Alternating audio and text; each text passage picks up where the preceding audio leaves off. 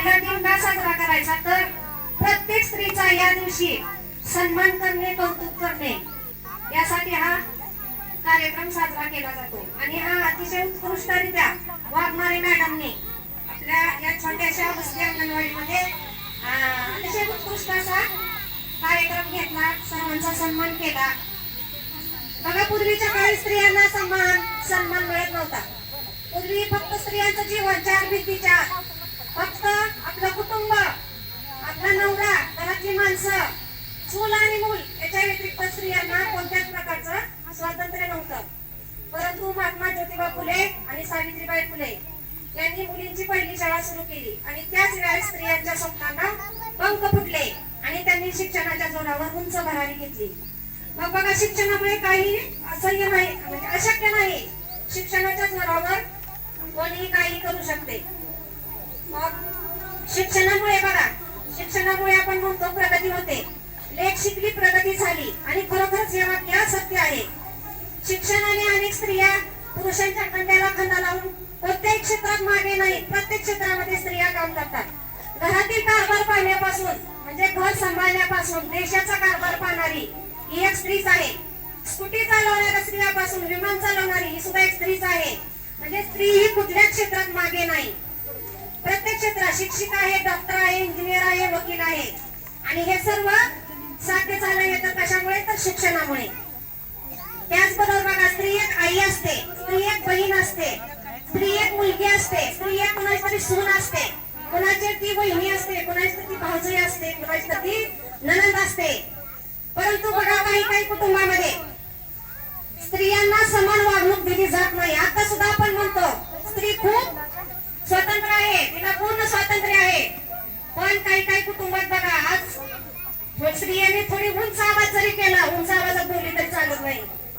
त्याचप्रमाणे बघा, काही घरामध्ये एखादी आई असते, आईला आपल्या लेकीनं केलेलं कौतुक वाटतं, की शेजारीला जाते तिचं कौतुक सांगते. परंतु तीच गोष्ट जर सुनानं केली तर तिचं गाणं शेजाऱ्यापाशी जाऊन करते.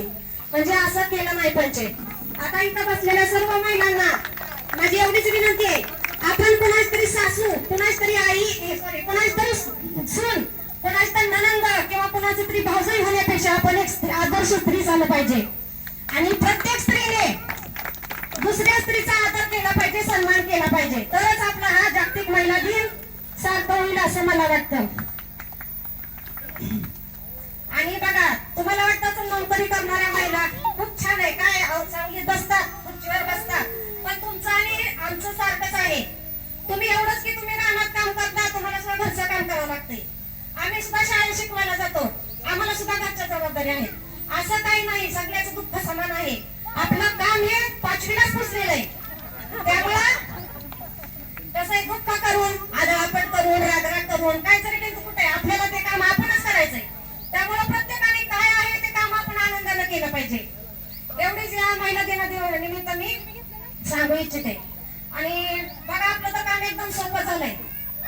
आधीच्या काळी बायकांना जात्यावर दळावं लागायचं, उकळत कुटावं लागायचं. एवढं तर कष्ट आपल्याला आता करावं लागत नाही. आपल्याला मिक्सर आले, मशीन आली, म्हणजे प्रत्येक कष्ट आपल्याला वाचलंय कष्ट करायचं. प्रत्येक जागा आपली यंत्राने घेतली.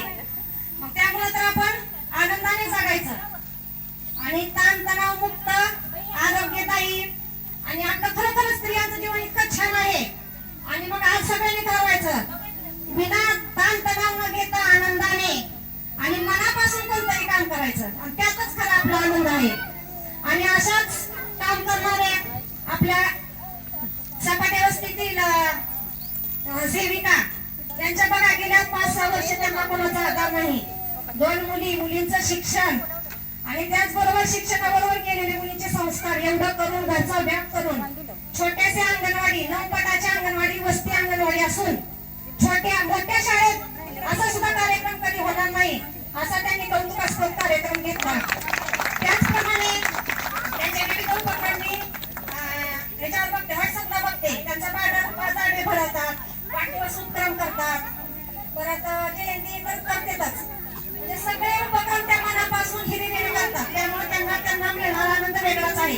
नोकरी करणारे म्हणजे पैशासाठी तर करतोच आपण, पण ते काम जर मनापासून केलं तर त्याचं आत्मिक समाधान आणि रात्री आपल्याला येणारी झोप, तीच आपल्याला कामाची पावती असते. एवढं बोलून मी थांबते.